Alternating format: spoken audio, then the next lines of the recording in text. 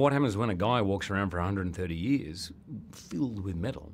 And even though he has an immune system and can heal, at some point, everyone on this planet, that starts to slow down. The body's ability to fight, invaders, whether it be metal, whether it be a virus, whatever, gets less and less. And the same for Wolverine.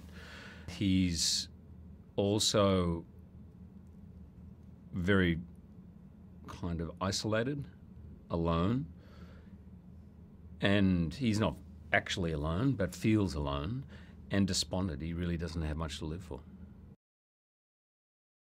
She's been taken by this nurse from a facility, Nurse Gabriella, and they are looking for Logan for a very specific purpose. They want to find him. Of course, Logan doesn't want to be found and does his best to kind of tell him to get lost. But along with the nurse, Laura also brings almost an entire army of people chasing her down. The reason is she's a mutant as well. He doesn't want to help him at all. He doesn't want anything to do with it. He's long past the stage in his life where he reacts to people's pleas and cries for help. He's basically, in his life, he has come to the conclusion that generally when he helps, things end up worse off. That the people he loves end up getting hurt.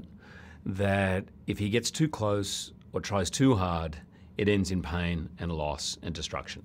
So the wall around Logan is very, very thick, very, very hard for anyone to penetrate it. And really the only reason he goes on this journey to begin with is because they've been found. He and Charles have been found. The two of them are in charge of making sure they get these assets back, these kids back.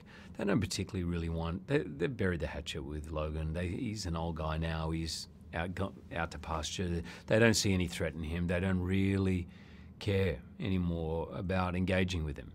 But when Logan gets in the way of one of their assets, that becomes a big problem.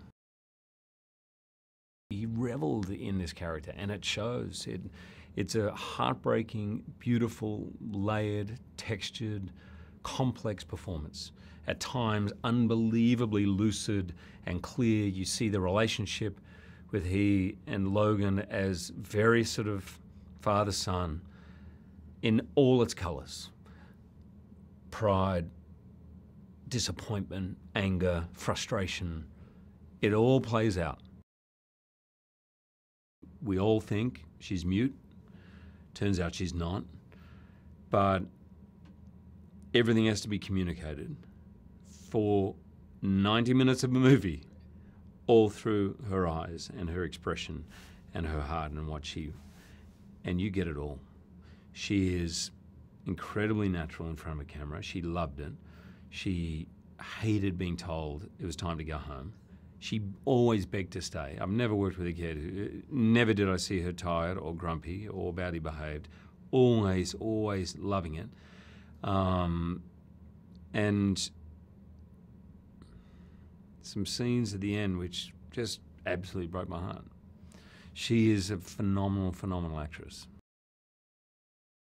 The greatest villains seem to be having more fun than anyone else in the movie, right? And he embodied that.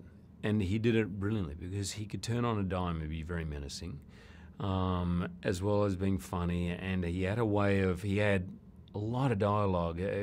Jim wrote a character that loved to just chat and talk, and I don't mean exposition, I mean genuinely just sort of talking. And so you look at the page and go, wow, man, this is like 3 pages of dialogue. But he had a really brilliant way. It felt like his own, just throwing stuff away, of just letting it sort of roll off his tongue, and as well as getting everything out that he needed to. And no take was ever the same.